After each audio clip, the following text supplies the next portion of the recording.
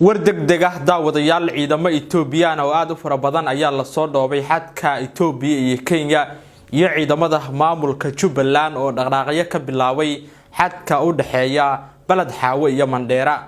intaan xogtaan kula wadaagin waxaan ka codsanayaa inaad muuqaalkan si share gareyso oo la wadaagto saaxiibada Facebook kugu heliya hadii aad naga mid ahna waxaan ka codsanayaa inaad page-kan follow soo dhaxdo aynu ku bilaawno. ciidamo aad u fara badan oo Itoobiyaan oo wata hub iyo gaadiid ciidan ayaa waxa la soo dhoobay xadka Itoobiya iyo Kenya waxaana la sheegay in ciidamadaasi ay halkaasi ay ka qoteen dhifaysyo kala duwan. dhanka kale Yooley oo ah xadka balad Xaawo iyo Mandheera waxa dhaqdhaqaaqyo kala duwan ka bilaabay ciidamada maamulka Jubbaland oo doonaya inay weerar ku qaadaan degmada balad Xaawo ee gobolka Gadow.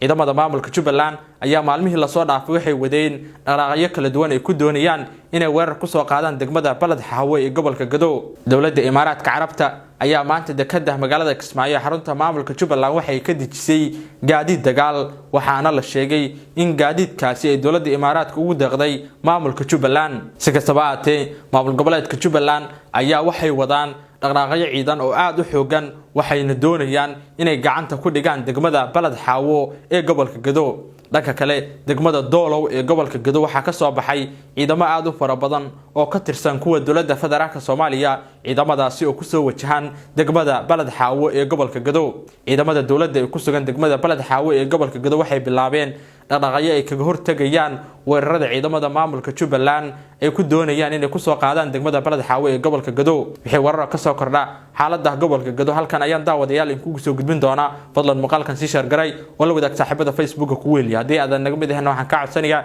inaad page-kan follow soo dhaxdo. mahadsanid.